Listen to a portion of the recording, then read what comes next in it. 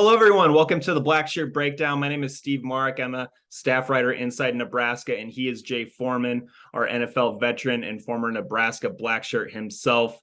Jay, we have some more transfer portal action to break down here for Nebraska's 2023 program. Today, we will be breaking down Joshua Fleeks, what will be a 6-year player and transfer from Baylor, Matt Rule's previous college stop.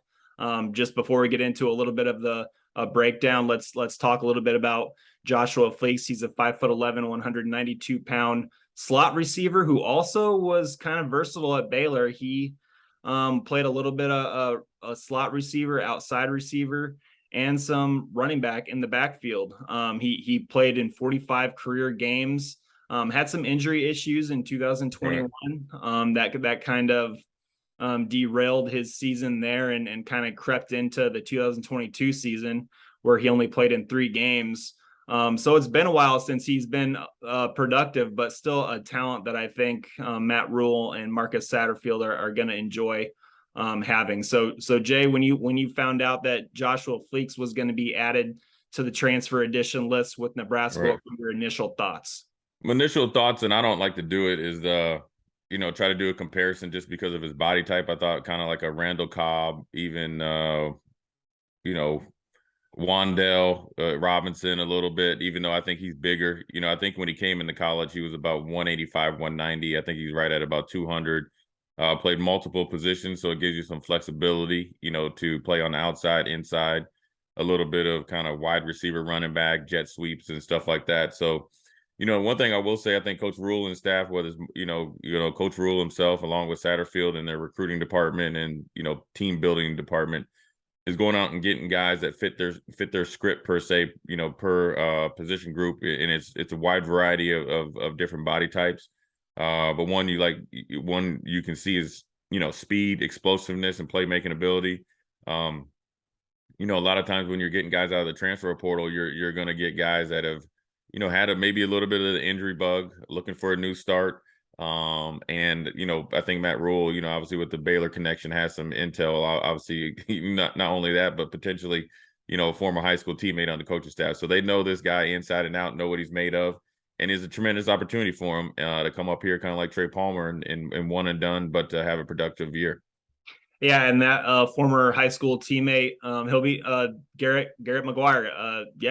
So Garrett McGuire was a teammate of Josh Fleeks at Cedar Hill High School in Texas, playing for Joey McGuire, who is now the head coach at Texas Tech and was on Matt Rule's staff at Baylor. So kind of an interesting twist there, as Garrett McGuire will be 24 years old in February, and coaching Nebraska's receivers will be his very first job in college football. So an interesting twist there.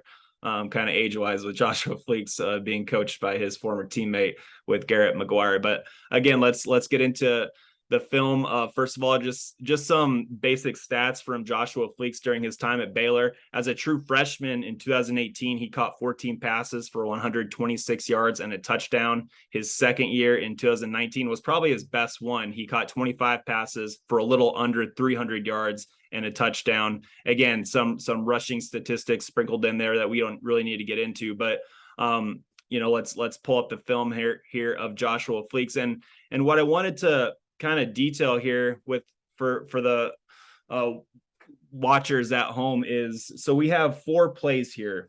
Joshua Fleeks, I wanted to give people an idea of what he might bring and what he showed at Baylor. The first play will be as an outside receiver matched up on a corner. The second play will be when he was in the slot, got matched up on a safety and used that 10-4 speed that he had in high school and just kind of ran away from the guy. The third play will be another slot option play where he got a jet handoff and took it for a touchdown. And then the last one will be just a traditional running back play, just to kind of give people an idea of the versatility that he brings. But Jay, this first one against Kansas as an outside receiver. Yeah, it's good. I mean, look, I think he's big enough to play multiple positions, just like you mentioned. But he's out here, and you like the speed, explosiveness to come right off the line of scrimmage. I like the route, where a lot of times with track guys or guys that are extremely fast, they tending not to be able to stop and start and run good routes. So you see that right there. You see the foot drag and saw a little bit of the turf come up there. So he's able to stop on a dime, create separation. Look, the cornerback from Kansas knows he can run. But what I like is he's eating up the cushion of the defensive back right away, not selling his route, not trying to go way outside the numbers. He stayed right on the line there. So, the Kansas defensive back was playing for an outside cut, still was able to get underneath him with good route running, then came back to the ball, which is huge. And he's a hand catcher right there, gets it, secures it, and then he's trying to get right back out to the numbers, which most receivers are taught to do, is get upfield, get some yards after contact. He breaks one tackle and is able to get the first down after he's gang tackled there. So I like it. I like the route running. I like the explosiveness off the line of scrimmage. No wasted steps right there where he's coming off the line, eating up the cushion, gave him a little bit of an outside jab right there, crossed his face, came back to the ball. And so, like I said previously, a lot of fast guys tend to round their routes off and don't come back to the ball. So obviously good coaching and good route running by the player here. And again, versatility is huge. Now you see him in the slot. You can't really tell. And right there, again, off the line of scrimmage, explosiveness, putting the pressure on the defensive back, or in this case, the safety, and then with the speed enough to take it to the house. And he has the physical nature and strength to break the tackle. Look how fast he eats up that cushion, that 10-yard cushion that safety is playing with outside leverage. And then he creates separation with his home run speed and break a tackle to get to the touchdown. And it's a big part of the game. Third quarter, Baylor's down by 3. Good route right here. You see it right. This is a phenomenal camera angle, catching with his hands and outrunning the safety to the pylon and to the corner of the end zone. And so it's an opportunity there for him to make a play. But look what he's doing. He's staying real tight on kind of a skinny post inside route here against a safety that most likely should have been an inside leverage coverage, because he's the number 2 guy in between the linebacker there. So then therefore he's not rounding his route, but he's having enough depth and obviously more of a 45 degree angle on the skinny post, catches it with his hands, which I think is huge. And the ability to run after catch is obviously a plus. It's the cherry on top. So I like that, just as much as the route running. And Jay, you mentioned him kind of eating up that space really quick, and it looked like the safety was maybe caught off guard with this speed. Joshua Fleeks, and we're going to see it here with this jet motion handoff, he's got explosiveness. I mean, he had explosiveness early in his career. A fun kind of, when I was doing some research on him, a fun little info on him was, I mentioned the 10.4 speed in the 100-meter dash, Cedar Hill, but he also high jumped. He was a high jumper, and at 5'11", he cleared 6'2". He had a personal best of 6'2" in the high jump. Yeah, he's a great athlete, and his explosiveness is right up there with anybody. His speed, his change of direction is obviously up there as well, and the ability to do multiple things. Right here, it's a simple jet sweep. Crucial time of the game. Baylor's obviously struggling on offense. They finally got a good drive, but they put it in their playmaker's hand, which had to be him. And you see a little bit of a pattern here. When they look for explosive play, who they go to. And I think that's one of the things that was appealing to Coach Rule and Satterfield, to see what Joshua could do right here in these 4 short clips. Right here, it's a simple jet sweep, but again, with his speed, right, you can eat up the angle and also the ability for the defender to set the edge, because by the time he realizes that he's got to set the edge, number 87 is able to get the angle on him. 91 missed his block a little bit, but the speed and explosiveness to get to the pylon again was essentially, looks like a day in the park for Joshua Fleeks here. So again, the ability to do multiple things, and Coach Rule's done a good job of recruiting guys that can do multiple things. And then obviously the transfer portal, you're getting guys that can do multiple things to be able to put more pressure on defensive coordinators and players to understand there's just not one guy that they're going to throw to.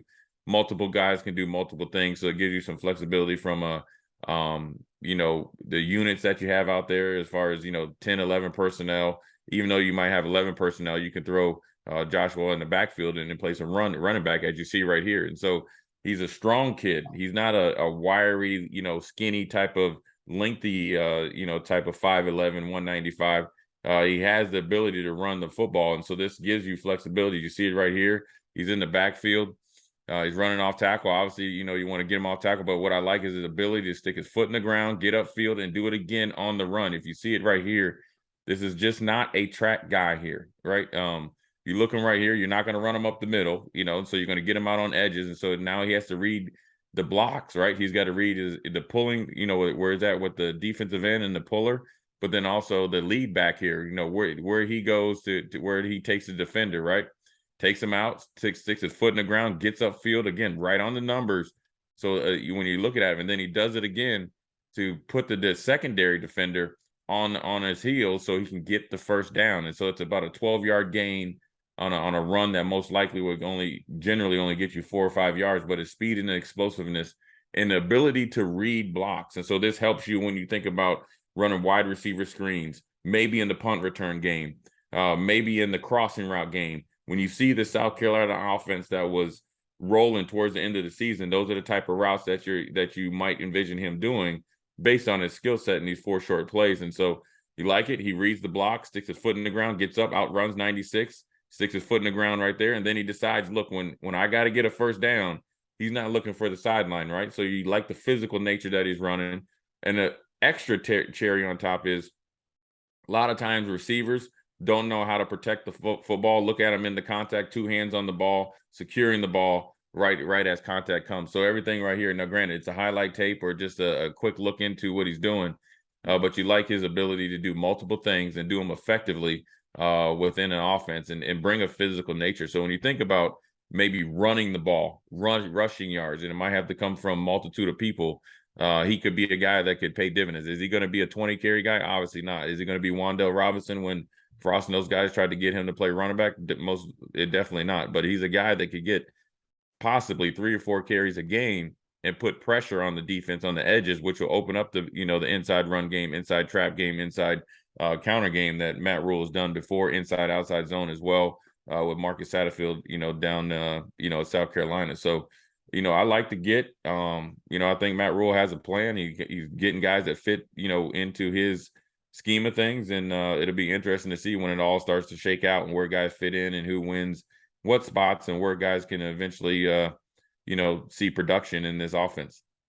Yeah, and absolutely. Another thing that Josh Fleeks brought to Baylor during his time is he was a pretty good kickoff returner. Right. He averaged 19.1 yards per kick return during his career at Baylor. So pretty cool stuff. And that was another transfer edition breakdown from Jay Foreman and myself. So that was another Blackshirt breakdown, and we'll be back for another one whenever the Huskers grab them. So that was Blackshirt breakdown. Everyone have a good day. We'll see you.